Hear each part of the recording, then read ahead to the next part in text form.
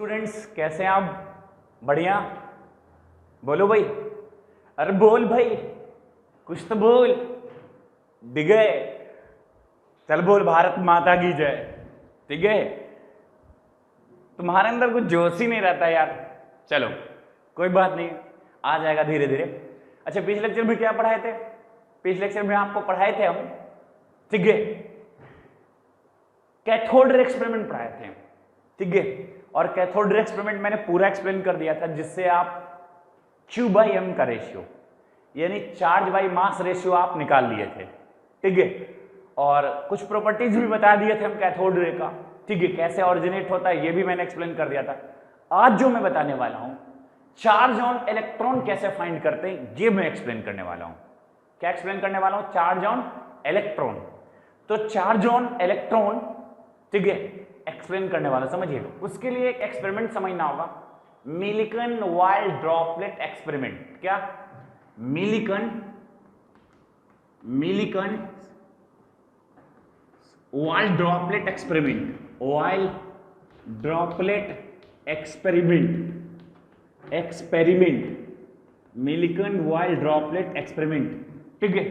Millikan wild droplet experiment की मदद से हम चार्ज ऑन इलेक्ट्रॉन निकालेंगे। क्या निकालेंगे बेटा? चार्ज ऑन इलेक्ट्रॉन फाइंड करेंगे हम, ठीक है। अच्छा देखो, समझो एक्सपेरिमेंट का, समझो मिलिकन वाइल्ड ड्रॉपलेट एक्सपेरिमेंट क्या है, समझिए। हमने क्या लिया, ये एक फोटो बना रहा हूं, देखिएगा ध्यान से, ठीक है, समझिएगा। फोटो खराब भी बन जाए लेकिन कॉन्सेप्ट आपका खराब नहीं होना चाहिए। मेरा ड्राइंग ना बहुत ही खराब था, ठीक है। चलो, अब यहां दो प्लेट लगाए हैं, एक पॉजिटिव प्लेट लगा रहे हैं, एक निगेटिव प्लेट लगा रहे हैं, ठीक है। एक एटोमाइजर यहां लगाते हैं। एटोमाइजर की मदद से क्या करेंगे बताता हूं, ठीक है। एटोमाइजर का क्या काम है बेटा? इसके अंदर वाइल रहता है, ठीक है, वाइल यानी इससे मतलब समझ लो पिचकारी जिसको बोलते हो ना। अरे यार आजकल तो सैनिटाइजर यूज करते हैं ना, तब बोतल सैनिटाइजर जो आता है ना, दबाते हैं तो गिरता है, तो वही समझ लो वैसा ही इसके अंदर दबाओगे ना, इसको दबाओगे तो वाइल्ड ड्रॉपलेट इस पे गिरेगा, ठीक है। इसको बोलते हैं एटोमाइजर। क्या बोलते हैं बेटा? एटोमाइजर, ठीक है। अच्छा, इस प्लेट में होल रहता है, होल मैंने कर दिया, यहां से वाइल्ड ड्रॉपलेट गिरेगा, देखो, ठीक है। वाइल्ड ड्रॉपलेट यहां आएगा गिर के, ठीक है। अच्छा, ये एक्सरे है, एक्सरे भेजते हम, एक्सरे, ठीक है। तो एक्सरे भेजते हैं। एक्सरे भेजने से क्या होता है, ठीक है, ये जो वाइल्ड ड्रॉपलेट है ना, वो इलेक्ट्रॉन कैप्चर कर लेता है। बोलो सर गैस है, एक्सरे भेजने से होता है क्या, जो गैस है वो आयोनाइज कर लेता है। और जैसे गैस, इसके अंदर गैस भी होगा ना, कुछ ना कुछ तो एयर होगा, और जैसे ही एक्सरे भेजोगे तो गैस आयोनाइज हो जाएगा, और आयोनाइज होने के बाद क्या करेगा, इलेक्ट्रॉन छोड़ेगा गैस, और जब इलेक्ट्रॉन जो गैस रिलीज किया वो इलेक्ट्रॉन कौन ले लेगा? वाइल्ड ड्रॉपलेट, ठीक है। यानी वाइल्ड ड्रॉपलेट अब क्या हो गया? चार्ज हो गया। कैसा चार्ज हो गया? नेगेटिवली चार्ज हो गया। क्यों? मैं फिर से बोल रहा हूं, एक्सरे का क्या काम है? गैस को आयोनाइज करना, यानी गैस इसके अंदर जो भी होगा उसको क्या कर देगा? आयोनाइज कर देगा, यानी गैस से इलेक्ट्रॉन बाहर कर देगा, और वो इलेक्ट्रॉन कौन ले लेगा? एक्सरे वाइल्ड ड्रॉपलेट इलेक्ट्रॉन को ले लेगा, ठीक है। तो अब देखते हैं फ्री बॉडी डायग्राम, ठीक है। अच्छा, एक अब देखो, ये प्लेट है ना, तो इसको जोड़ लेते हैं बैटरी से।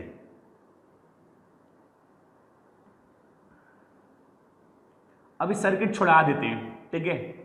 जब बोलेंगे तो सर्किट लगाइएगा, अभी सर्किट छुड़ा के मैं रखा हूं, ठीक है। अभी मतलब इलेक्ट्रिक फील्ड अभी नहीं लगा रहा हूं, ठीक है।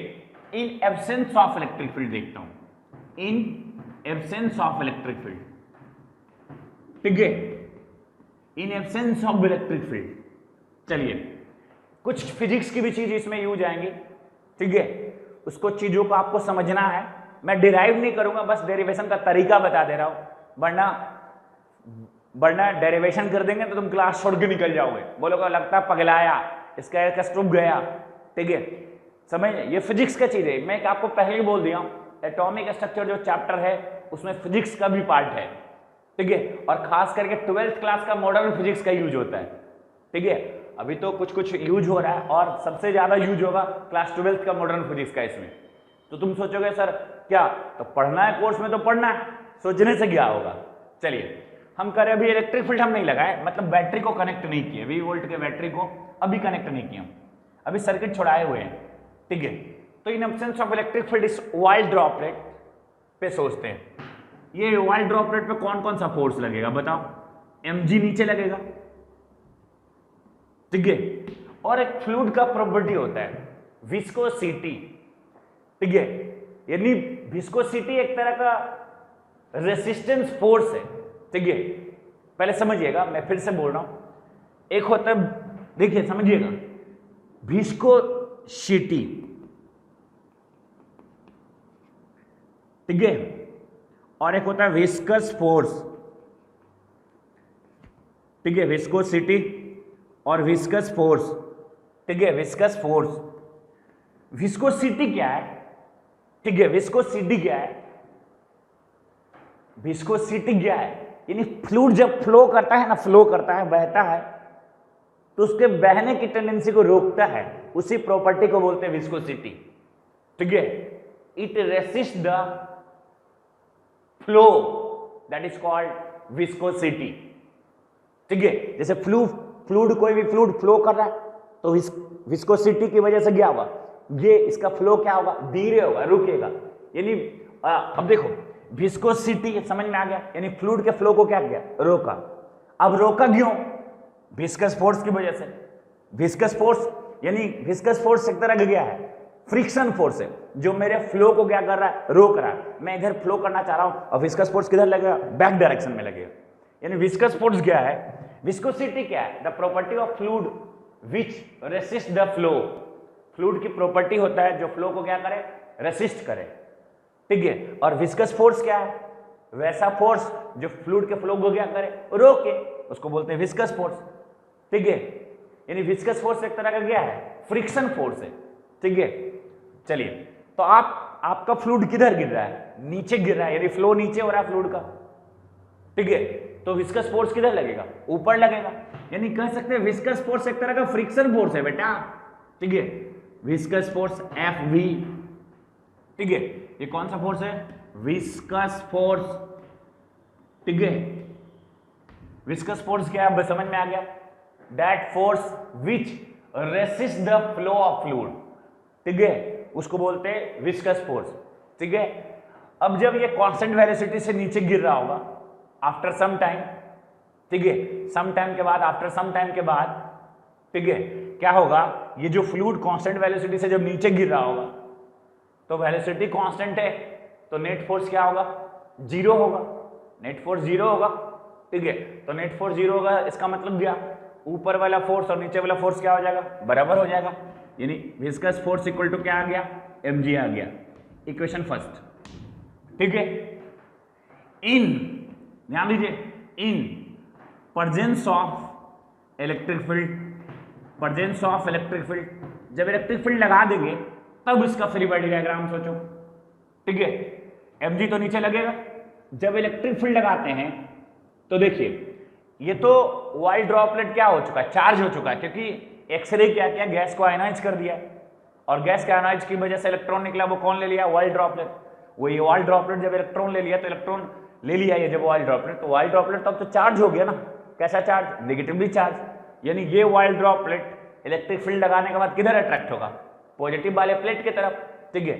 यानी इलेक्ट्रोस्टैटिक फोर्स किधर लगेगा, ऊपर की ओर लगेगा, Fe, इसको बोलते हैं इलेक्ट्रोस्टैटिक फोर्स, इलेक्ट्रोस्टैटिक फोर्स, ठीक है, समझ में आया। अरे वाइल्ड ड्रॉपलेट तो नेगेटिव चार्ज है ना, क्योंकि जब इलेक्ट्रॉन कैप्चर कर लिया तो वो नेगेटिव चार्ज हो गया, और जैसे ही सर्किट को जोड़े यहाँ, ठीक है, तो ये किधर अट्रैक्ट होगा, पॉजिटिव प्लेट की तरफ अट्रैक्ट होगा, यानी इलेक्ट्रोस्टैटिक फोर्स ऊपर की ओर लगेगा, ठीक है। और इन जनरल जो इलेक्ट्रोस्टैटिक फोर्स का जो मैग्नीट्यूड होता है, ठीक है, ग्रेविटेशनल फोर्स की मैग्नीट्यूड से ज्यादा होता है, ठीक है। क्या बोल रहे हैं, इलेक्ट्रोस्टैटिक फोर्स का जो मैग्नीट्यूड होता है वो बड़ा होता है, किससे, ग्रेविटेशनल फोर्स से। इसका मतलब क्या है, जो वाइल्ड ड्रॉपलेट है वो क्या करेगा, कांस्टेंट वेलोसिटी से ऊपर जाएगा, ठीक है, आफ्टर सम टाइम के बाद क्या होगा, क्योंकि इलेक्ट्रोस्टैटिक फोर्स क्या है, ज्यादा होता है किससे, ग्रेविटेशनल फोर्स से। आप जब फिजिक्स पढ़ेंगे ना क्लास 12th में तो आपको बताया जाएगा कि इलेक्ट्रोस्टैटिक फोर्स के जब हम लोग मेजर करते हैं तो उस केस में हम लोग चाहे तो ग्रेविटेशन को नेग्लिजिबल भी कर देते हैं, ठीक है, ग्रेविटेशनल फोर्स को हम नेग्लेक्ट भी कर देते हैं, ठीक है। तो हम क्या बोल रहे हैं कि एफ जो इलेक्ट्रोस्टैटिक फोर्स लग रहा है वो ग्रेविटेशनल फोर्स की कंपेरिजन में, ठीक है, वो ये फोर्स क्या है, ज्यादा है। तो मेरा वाइल्ड ड्रॉपलेट क्या होगा, आफ्टर सम टाइम के बाद कांस्टेंट वेलोसिटी से ऊपर मूव करेगा, ठीक है। तो मूवमेंट ऊपर हो रहा है, तो इस बार विस्कस फोर्स किधर लगेगा, यानी फ्लूइड का अब जो फ्लूइड नीचे गिर रहा था तो वो सारा फ्लूइड अब किधर जाने लगेगा, ऊपर जाने लगेगा। अब सारा फ्लूइड ऊपर जाने लगेगा, ठीक है। कब, जब इलेक्ट्रिक फील्ड लगा देंगे तब। तो विस्कस फोर्स किधर लगेगा, नीचे लगेगा बेटा। विस्कस फोर्स नीचे लगेगा इस बॉडी, इस फ्री बॉडी का जब फ्लूइड डायग्राम खींचेंगे तो इस बॉडी पे विस्कस फोर्स भी नीचे लगेगा, ठीक है। और मैं क्या बोला कि ये पार्टिकल आफ्टर सम टाइम के बाद क्या होगा, कांस्टेंट वेलोसिटी से ऊपर जाने लगेगा। और जब वेलोसिटी कांस्टेंट है तो एक्सेलरेशन जीरो, इट मींस क्या, एक्सेलरेशन जीरो का मतलब क्या, ऊपर वाला जितना फोर्स होगा नीचे वाला फोर्स क्या होगा, बराबर होगा, ठीक है।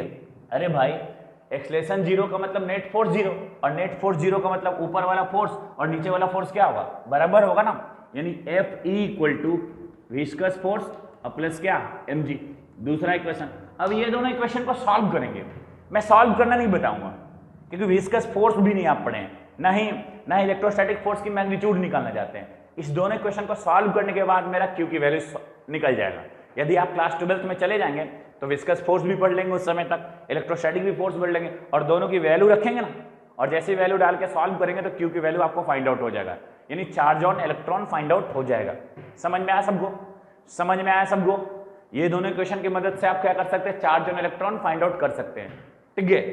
तो बस यही दो इक्वेशन है। मैं इक्वेशन इसलिए बता दिया, मैं तो इक्वेशन बताता भी नहीं हूं, बस बोल देता हूं इस मिलिकन वाइल्ड ड्रॉपलेट एक्सपेरिमेंट की मदद से हम क्या करते हैं, चार्ज ऑन इलेक्ट्रॉन फाइंड करते हैं। वो कैसे करते हैं, ये दो इक्वेशन बना के, ये दो इक्वेशन को जब सॉल्व करेंगे तो Q की वैल्यू फाइंड आउट हो जाएगा, ठीक है। चलिए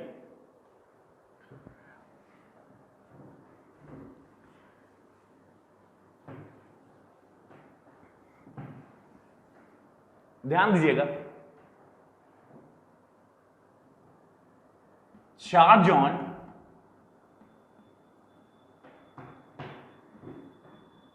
ईच वाइल्ड ड्रॉपलेट,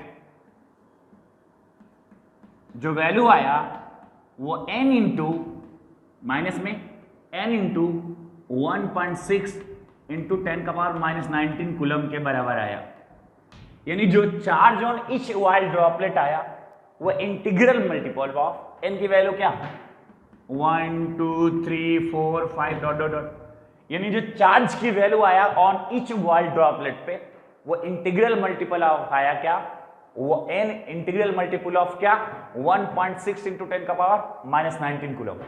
यानी इससे एक बात समझ में आया कि जो चार्ज आया यानी Q जो आया वो क्या आया, integral multiple of 1.6 into 10⁻⁻19 coulomb.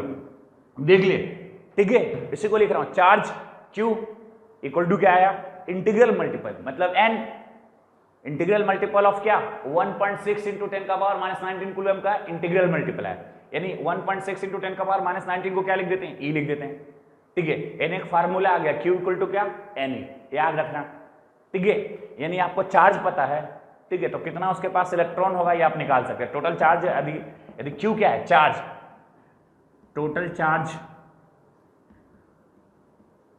ठीक है, n क्या, number of electron, number of electron, ठीक है। और E तो आपको पता है, इलेक्ट्रॉन के एक पे चार्ज कितना, E की वैल्यू कितना, 1.6 इंटू 10⁻⁻19 कूलम, ठीक है। E की वैल्यू तो पता है ना, 1.6 इंटू 10⁻⁻19 कूलम, ठीक है। यानी आप देखो, यहां देखो, समझो, इससे एक बात समझ में आया कि चार्ज का सबसे छोटा वैल्यू क्या होगा, n की वैल्यू 1 रख दो तो कितना आ जाएगा, 1.6 इंटू 10⁻⁻19 कूलम आ जाएगा। इसका मतलब कम से कम एक वाइल्ड ड्रॉपलेट कम से कम कितना इलेक्ट्रॉन कैप्चर किया होगा, एक इलेक्ट्रॉन कैप्चर किया होगा, और उसकी वैल्यू कितना होगा, 1, उस पे उसकी वैल्यू कितना होगा, उस पे चार्ज की वैल्यू कितना होगा, तो 1.6 इंटू 10⁻⁻19 कूलम। इसकी मदद से जब देखिए Q निकल गया, और Q जो आ रहा था वो क्या आ रहा था, इंटीग्रल मल्टीपल ऑफ क्या आ रहा था, 1.6 × 10⁻⁻19 आ रहा था। ठीक है, समझ में आया? चलो, तो चार्ज ऑन इलेक्ट्रॉन सबको समझा दिया। इस पे क्वेश्चन करते हैं बेटा, करें?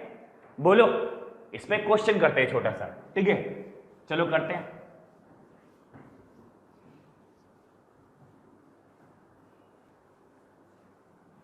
क्या बोला? ध्यान दीजिएगा, क्वेश्चन लिख रहा हूं। इन मिलिकन वॉल ड्रॉपलेट एक्सपेरिमेंट, इन मिलिकन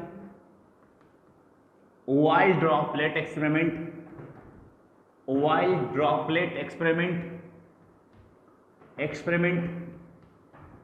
ठीक है, charge on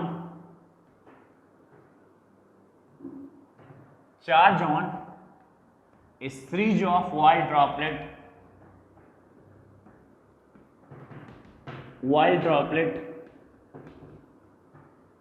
is found कितना बेटा, 3 × 10⁻⁻15 कूलम, 9 × 10⁻⁻15 कूलम, 12 × 10⁻⁻15 कूलम। ठीक है, then find out charge on electron, then find out charge on electron पे आपको चार्ज फाइंड करना है। देखिए, कह रहा गया कि जब वॉल ड्रॉपलेट एक्सपेरिमेंट कराए तो charge on A series of wall droplet, यानी पहला ड्रॉपलेट पे इतना टोटल चार्ज मिला, दूसरा ड्रॉपलेट पे इतना मिला, तीसरा ड्रॉपलेट पे उतना मिला। ठीक है, ये चार्ज ऑन, ठीक है, ड्रॉपलेट बोल रहा है कि पहला सीरीज ऑफ ड्रॉपलेट का मतलब क्या कि पहला ड्रॉपलेट, दूसरा ड्रॉपलेट, तीसरा ड्रॉपलेट पे चार्ज तुम्हें टोटल पता है। तो क्या कह रहा है, तो चार्ज ऑन क्या निकालना है, इलेक्ट्रॉन निकालना है। तो अभी तो बताया था, क्या बताया था, चार्ज ऑन, देखो एक चीज में दिख रहा है, charge on each wall droplet किसका इंटीग्रल मल्टीपल है? हाँ, पहले बताओ, वॉल ड्रॉपलेट जो है, charge on each wall droplet जो है वो इंटीग्रल मल्टीपल किसका है? बताओ। 3 × 10 का पावर किसका? 15 का इंटीग्रल मल्टीपल है, देख लो। ठीक है, यहां देखो ना, सारे जो चार्ज है वो किसका इंटीग्रल मल्टीपल है? 3 × 10 का पावर -15 का इंटीग्रल मल्टीपल है। ठीक है, इसका मतलब इलेक्ट्रॉन पे कितना चार्ज रहा होगा? 3 × 10 का power, find out the charge on electron कितना रहा होगा? ठीक है, 3 × 10 का पावर कितना? -15 रहा होगा। ठीक है, चार्ज ऑन इलेक्ट्रॉन जो आ जाएगा वो कितना आ जाएगा? 3 × 10 का पावर -15, आंसर आ जाएगा इतना कूलम। समझ में आया? अरे समझ में आया? ठीक है, समझ में आया सबको? क्या बोले, charge on each wall droplet पे तुम्हें इतना चार्ज आया, ये इंटीग्रल मल्टीपल ऑफ क्या आया? 3 × 10 का पावर -15 का इंटीग्रल मल्टीपल आया। इसका मतलब, ठीक है, यानी जो वॉल ड्रॉपलेट होगा, ठीक है, यदि एक इलेक्ट्रॉन लिया होगा तो कितना चार्ज आएगा? 3 × 10 का पावर -15 तो चार्ज आएगा। ठीक है, तो आपको किस पे चार्ज निकालना था? यदि एक वॉल ड्रॉपलेट 2 इलेक्ट्रॉन लेगा तो चार्ज कितना आएगा? 2 × 3 × 10 का पावर -15 आएगा। 2 इलेक्ट्रॉन लेगा तब। ठीक है, यदि 3 इलेक्ट्रॉन ये वॉल ड्रॉपलेट लिया होगा तो चार्ज कितना आएगा? 3 × 10 का पावर -15 इस पे चार्ज आएगा। ठीक है, तो आपसे पूछ क्या रहा है कि चार्ज ऑन ईच इलेक्ट्रॉन निकालो। तो एक वॉल ड्रॉपलेट लिएगा, ठीक है, ये पहला जो वॉल ड्रॉपलेट है, यदि एक इलेक्ट्रॉन लेगा तो चार्ज कितना? 3 × 10 का पावर -15। इसका मतलब चार्ज ऑन ईच इलेक्ट्रॉन कितना? 3 × 10 का पावर -15। यदि दूसरा नंबर का वॉल ड्रॉपलेट 2 इलेक्ट्रॉन लेगा तो चार्ज इसी का इंटीग्रल मल्टीपल आ रहा है ना, 3 × 10 का पावर -15 का ही तो इंटीग्रल मल्टीपल आ रहा है। यदि ये वॉल ड्रॉपलेट 3 इलेक्ट्रॉन लिया तो 3 × क्या आ जाएगा? 3 × 10 का पावर -15 आ जाएगा। यानी चार्ज ऑन ईच इलेक्ट्रॉन क्या होगा? 3 × 10 का पावर -15 होगा। चार्ज ऑन ईच इलेक्ट्रॉन, ठीक है, 3 × 10 का पावर -15 हो जाएगा। समझ में आया? ठीक है, यानी इलेक्ट्रॉन पे चार्ज आपको निकल गया।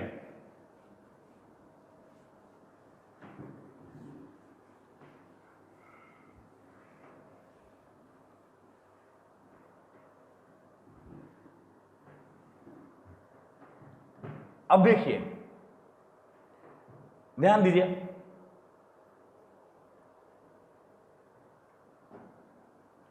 अब मैं कैथोड, अब देखिए समझिए, इंपॉर्टेंट है, समझिए। कल मैंने आपको कैथोड रे एक्सपेरिमेंट बता दिया था, ठीक है।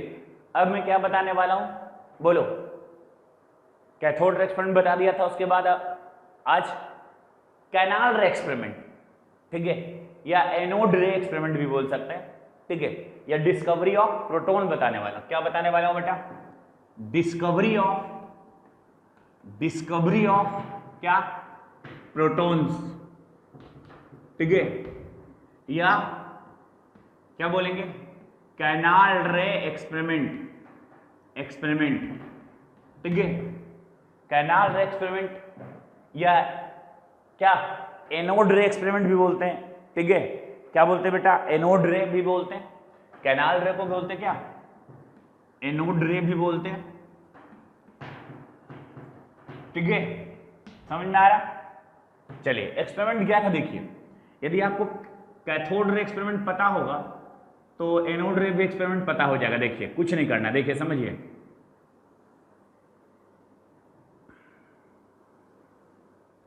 देखिए, दो प्लेट लेते थे आप, ठीक है, लेकिन इस बार क्या करते हैं, कैथोड वाले प्लेट में थोड़ा होल कर देते हैं, ठीक है, होल कर देते हैं। इसको बोलते हैं परफॉर्टेड कैथोड रे, ठीक है। यह इस एक्सपेरिमेंट को परफॉर्टेड कैथोड रे एक्सपेरिमेंट भी बोलते हैं, ठीक है। क्या किए हो? कैथोड में क्या किए? होल कर दिए। देखिए,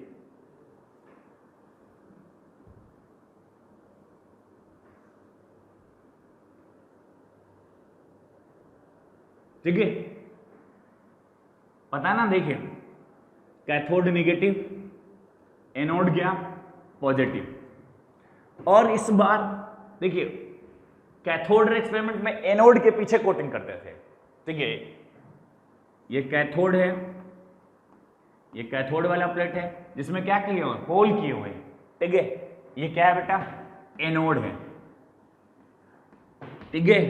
और जिंक सल्फाइड का कोटिंग यहां किया कर देते, इस बार यहां कर देते, ठीक है। ये भाई यहां से पंप लगा के एयर निकाल लेते हैं, ठीक है, वैक्यूम पंप लगा के एयर निकाल लेते हैं, ठीक है, यानी नियरेस्ट टू वैक्यूम क्रिएट कर देते हैं, ठीक है। इसको बोलते हैं इलेक्ट्रिकल डिस्चार्ज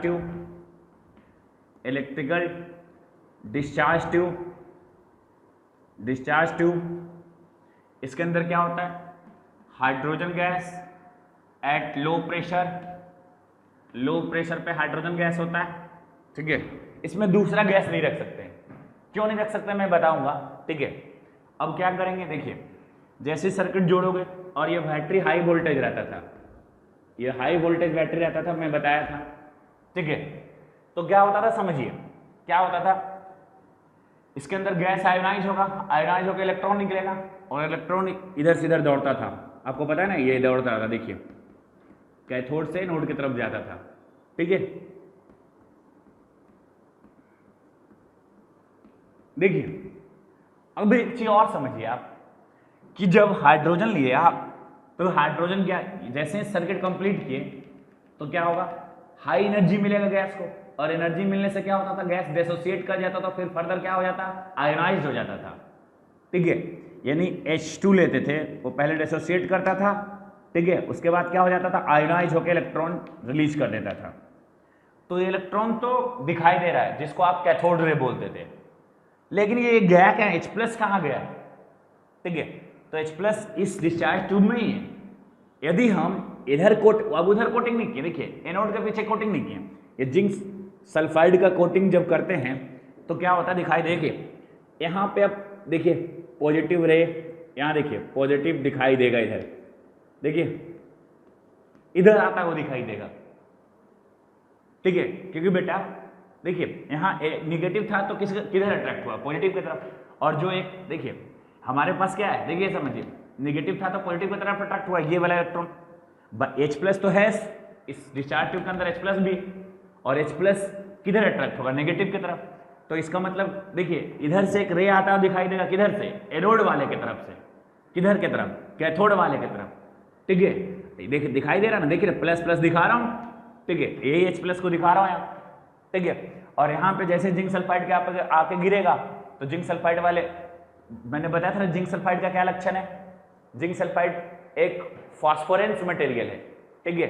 फास्फोरेंस मटेरियल पे कोई भी रे आके गिरेगा तो उसमें क्या करता है, चमक होता है, उसमें चमकता है। तो जैसे इस पे कैनाल रे या एनोड रे, ठीक है, क्योंकि आ किधर से रहा है, एनोड की तरफ से आ रहा है ना, देखिए ना, ये पॉजिटिव किधर है, ये निगेटिव तो उधर जा रहा है, और पॉजिटिव किधर आएगा, किधर पॉजिटिव इधर, क्या देखिए ना, ये नेगेटिव तो किधर जा रहा है, पॉजिटिव की तरफ जा रहा है, अब पॉजिटिव किधर आएगा, नेगेटिव की तरफ आएगा। समझ में आ रहा है? यानी देखो फोटो पूरा कंप्लीट करता हूं, देखो ये जो पॉजिटिव है वो इधर आ रहा है, देखिए मैं दिखा दे रहा हूं, देखिए समझने के लिए, ठीक है, देखिए ना पॉजिटिव को इधर दिखा रहा हूं। चलिए समझ में आया? अब देखो इसको क्या बोलते हैं, ध्यान दे, दूसरा गैस क्यों नहीं लेना है, ये भी मैं क्वेश्चन का आंसर दूंगा। हाइड्रोजन गैस ही लेना, क्योंकि हमें डिस्कवरी ऑफ क्या करना, प्रोटॉन। तो H+ के पास गया है, H+, हाइड्रोजन में एक इलेक्ट्रॉन और एक प्रोटॉन, ठीक है। यदि एक इलेक्ट्रॉन निकाल लिए तो क्या सिर्फ बचेगा, प्रोटॉन बचेगा। लेकिन यदि दूसरा गैस ले लेते यार, ठीक है, तो अब बताओ, जैसे ऑक्सीजन गैस ले लेते, ऑक्सीजन गैस ले लेते तो 8 प्रोटॉन और 8 इलेक्ट्रॉन होता है ऑक्सीजन गैस के पास। ऑक्सीजन ले लेते तो 8 प्रोटॉन और 8 इलेक्ट्रॉन होता, तो एक इलेक्ट्रॉन निकाल भी लेते, ठीक है, तो बोलो 8 प्रोटॉन बचता और 7 इलेक्ट्रॉन बचता। तो क्या इसको 8 प्रोटॉन को आप, ठीक है, 8 प्रोटॉन, तो आपको तो 8 प्रोटॉन कहने का, देखिए फिर से मैं बोल रहा हूं कि जब हाइड्रोजन लेते तो एक इलेक्ट्रॉन निकाल लिया, H+ बन गया, तो सिर्फ क्या बचा, हाइड्रोजन बचा ना, मतलब सिर्फ एक प्रोटॉन बचा, कहेंगे एक प्रोटॉन बचा। यदि जो भी चीज एनालिसिस करेंगे वो सिर्फ एक प्रोटॉन के लिए, ईच प्रोटॉन के लिए, ठीक है, यानी प्रोटॉन बोले मतलब एक प्रोटॉन की बात कर रहे हैं ना, ठीक है। यदि ऑक्सीजन लेते तो कितना प्रोटॉन का एनालिसिस हो जाता, 8 प्रोटॉन के लिए सब कुछ निकल जाता, ठीक है। समझ में आ रहा है? चलिए इसी कारण मैं बता रहा हूं, ठीक है, क्या लेना है, हाइड्रोजन गैस लेना है। यदि हाइड्रोजन नहीं, क्योंकि O+ को हम प्रोटॉन नहीं बोल सकते, O+ को हम प्रोटॉन नहीं बोल सकते, लेकिन H+ को हम प्रोटॉन बोल सकते हैं कि H+ है, ठीक है, H से, जैसे ही H से H+ में बदलोगे तो H+ को के एक इलेक्ट्रॉन निकाल दिए तो इसके पास सिर्फ क्या बचा, एक प्रोटॉन बचा ना, यानी H+ को हम सिर्फ प्रोटॉन बोल सकते हैं, लेकिन O+ को हम सिर्फ प्रोटॉन, क्योंकि O+ के पास क्या है, 7 इलेक्ट्रॉन है और 8 प्रोटॉन है, तो O+ को सिर्फ प्रोटॉन नहीं बोल सकते आप, उसके पास इलेक्ट्रॉन भी है। इसी कारण हम सिर्फ क्या लेते हैं, हाइड्रोजन गैस इसके अंदर भरते हैं, दूसरा गैस नहीं भरना है, ठीक है। चलिए फिर वही प्रॉपर्टी, ये यानी कैनाल रे या एनोड रे किधर से किधर मूव करता है बेटा, एनोड से कैथोड की तरफ मूव करता है, वो दिखाई देगा तुम्हें, ठीक है। दूसरा पॉइंट क्या है, स्ट्रेट लाइन में चलता है, ठीक है। चलो, it moves in straight line, it moves in straight line, तो लिख लेना ये सब खुद से, it moves in straight line, ठीक है। स्ट्रेट लाइन में बोल देता हूं, सुन लो, it consist of material particle, material particle, it consist of क्या, मटेरियल पार्टिकल। मटेरियल पार्टिकल कैसे चेक करोगे, मैंने बताया था ना।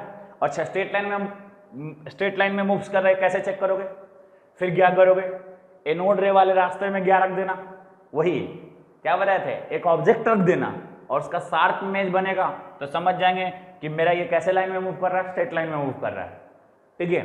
बताए थे आपको सेम चीज। चलो, जो कैथोड रे में पढ़ाए थे, चलो, इस कंसिस्ट ऑफ क्या, मटेरियल पार्टिकल, इसका कैसे चेक करोगे, फिर वही चीज लाइट वेट पेंडल रख देना, और क्या करेगा, कैनाल रे या एनोड रे लाइट वेट पेंडल को कभी क्या कर देता है, रोटेट कर देता है, तो इससे समझ में आता है कि कैनाल रे या एनोड रे भी मटेरियल पार्टिकल से बना, ठीक है। तीसरा पॉइंट क्या है, it is positive charge particle, charge particle, ठीक है। ये पॉजिटिव चार्ज पार्टिकल है बेटा, कैसे, देखो, जब आप एक्सटर्नल इलेक्ट्रिक फील्ड लगाए तो जो मेरा कैनाल रे था, देखिए पॉजिटिव वाले की बात कर रहे हैं, ठीक है, जो मेरा कैनाल रे था, ठीक है, वो किधर मूव कर गया बेटा, निगेटिव प्लेट की तरफ। जब आप एक्सटर्नल इलेक्ट्रिक फील्ड लगाए तो मेरा जो कैनाल रे था या एनोड रे था यानी वो किधर मूव कर गया, नेगेटिव प्लेट की तरफ। एक्सटर्नल फील्ड देखिए ना, एक्सटर्नल इलेक्ट्रिक फील्ड लगा दिया तो किधर मूव कर गया, नेगेटिव प्लेट की तरफ। इसका मतलब क्या समझ में आया कि जो कैनाल है वो खुद क्या हो, नेगेटिव, वो कैसा हो, पॉजिटिवली चार्ज होगा, तब ना नेगेटिव प्लेट की तरफ मूव किया। यानी जैसे ही लगाओगे तो ये जो पॉजिटिव यानी कैनाल है आ रहा था वो किस प्लेट की तरफ मूव करेगा, ये जो प्लेट हम एक्सटर्नल माइनस ही प्लस लगाए ना, वो मूव किधर कर जाएगा, इस प्लेट की तरफ मूव कर जाएगा। यानी देखिए इधर आ जाएगा, देखिए समझिए ये जो कैनाल है ये मान लीजिए सब जो पॉजिटिव वाला वो नीचे इसके तरफ मूव कर जाएगा, इसके तरफ मूव कर जाएगा। ठीक है, समझ में आ रहा है? चलो वो डाउट बोलो। अच्छा ये अभी आपने देखा कि एक्सटर्नल इलेक्ट्रिक फील्ड लगाने से ये क्या होगा, स्ट्रेट लाइन में क्या मूव कर गया, किधर मूव किया, नेगेटिव प्लेट की तरफ। यानी इट इज अफेक्टेड बाय क्या, electric field and magnetic field. यानी क्या बोलेंगे, इट इज अफेक्टेड बाय क्या, electric field and magnetic field, electric field and magnetic field. ठीक है, समझ में आ रहा है? बोलो इलेक्ट्रिक फील्ड और मैग्नेटिक फील्ड से क्या होगा, ये रे क्या हो जाएगा, अफेक्टेड हो जाएगा। जैसे मैंने बताया था किसमें, कैथोड रे एक्सपेरिमेंट में, वैसे ही एनोड रे एक्सपेरिमेंट में, यानी कैनाल रे एक्सपेरिमेंट में। ठीक है, अच्छा और बताओ इससे क्या फाइंड करते हैं, Q by M का रेशियो फाइंड करते हैं। क्या फाइंड करते हैं बेटा, Q by M का रेशियो। फॉर किसके लिए, फॉर कैनाल रे एक्सपेरिमेंट या एनोड रे के लिए Q by M ratio find करते हैं। फॉर किसके लिए, एनोड रे के लिए, एनोड रे के लिए क्या है वैल्यू जो आता है 9.58 into 10 का पावर 7 क्या कूलम पर केजी। ठीक है, याद रखिएगा। और ये रेशियो जो होता है वो नेचर ऑफ गैस पर डिपेंड करता है। Q by M रेशियो जो कैनाल रे के लिए, कैनाल रे या एनोड रे के लिए होता है वो नेचर ऑफ गैस पर डिपेंड करता है। यानी दिस रेशियो मैं बता देता हूं क्यों, मैं एक्सप्लेन करूंगा। This ratio depend upon nature of gas, nature of क्या, गैस के नेचर पे डिपेंड करता है। यानी अलग अलग गैस के लिए Q by M का रेशियो यहाँ अलग अलग रहेगा। ठीक है, यानी गैस यदि आप चेंज करोगे, इसके अंदर कौन सा गैस रखते हो, हाइड्रोजन गैस, हाइड्रोजन गैस के ऊपर दूसरा गैस रख दोगे ना तो Q by M का रेशियो चेंज कर जाएगा। क्यों चेंज कर जाएगा, अब सोचिएगा। Q क्या है, चार्ज, M क्या है, मास, चार्ज या मास रेशियो। यदि हाइड्रोजन रखते हो तो मैंने क्या बोला था, H में जाता है H+ और इलेक्ट्रॉन रिलीज किया, यही है मेरा प्रोटॉन H+। ठीक है, अब मैं बात कर रहा हूं ऑक्सीजन रखना तो O से O+ इलेक्ट्रॉन। अब बताओ हाइड्रोजन पे चार्ज बाई मास निकालो और O+ पे चार्ज बाई मास निकालो। चार्ज तो यहां भी +1 यहां भी +1, लेकिन इसका मास कुछ और है और इसका मास कुछ और है, तो क्या दोनों के Q by M का रेशियो सेम होगा, नहीं होगा ना। इसका मतलब देखिए इसका चार्ज 1 यहां भी 1, तो चार्ज तो दोनों में सेम है लेकिन मास दोनों में क्या है, अलग अलग है ना। ठीक है, तो कहने का मेरा मतलब क्या हुआ, चार्ज बाई मास रेशियो। ठीक है, गैस के नेचर पे क्या करेगा, डिपेंड करेगा किस कौन सा है, कैनाल रे एक्सपेरिमेंट में। ठीक है, समझना। और कैथोड रे एक्सपेरिमेंट में कोई भी गैस लेके कर सकते हैं क्योंकि ऑब्जेक्ट तो इलेक्ट्रॉन पे वहां हो रहा है, तो गैस कोई भी हो तो वहां Q by M ratio gas पे डिपेंड नहीं करता है। ठीक है, किसमें, कैथोड रे एक्सपेरिमेंट में Q by M ratio nature of gas पे डिपेंड नहीं करता है, लेकिन Q by M ratio anode रे के लिए नेचर ऑफ गैस पर डिपेंड करता है और Q by M रेशियो क्या, कैथोड रे के लिए नेचर ऑफ गैस पर डिपेंड नहीं करता है। क्योंकि जब कैथोड रे पढ़ रहे थे तो इलेक्ट्रॉन का ऑब्जर्वेशन चल रहा था और जब एनोड रे पढ़ रहे हैं तो हमें प्रोटॉन का ऑब्जर्वेशन चल रहा है। तो प्रोटॉन किससे मिलेगा, H+ से मिलेगा। ठीक है, समझना है सब लोग। पढ़ाओ एक छोटा सा टॉपिक बचा है ना, वो भी बता देते हैं, डिस्कवरी ऑफ न्यूट्रॉन। ठीक है, अच्छा प्रोटॉन की डिस्कवरी कौन किया था, साइंटिस्ट का नाम तो बताया नहीं, क्या गोल्डस्टीन किया था ना। ठीक है, लिख लेना। तो अब बता रहा हूं डिस्कवरी ऑफ क्या, डिस्कवरी ऑफ न्यूट्रॉन कौन किया था बेटा, जेम्स स्टैंडी। डिस्कवरी ऑफ न्यूट्रॉन कौन किया था बेटा, जेम्स स्टैंडी। जेम्स स्टैंडी कैसे किया था देखो। ठीक है, बेरिलियम न्यूक्लियाई पे अल्फा पार्टिकल का बमबार्डमेंट कराया था। ठीक है,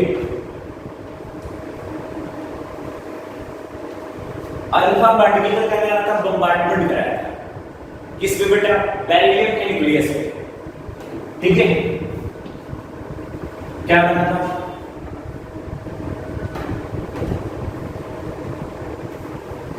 न्यूट्रॉन का प्रोडक्शन होता है, ये न्यूट्रॉन देखो, ये बेटा न्यूट्रॉन, ठीक है। क्या बोले, alpha particle bombard on beryllium nucleus, then neutron is produced, ठीक है। यही था discovery of neutron. James Chadwick क्या था, इलेक्ट्रॉन की डिस्कवरी आपको मैंने बता दिया, जे थॉमसन, प्रोटॉन की डिस्कवरी कौन, गोल्डस्टीन, नाम में लिखा था, लिख लेना, ठीक है।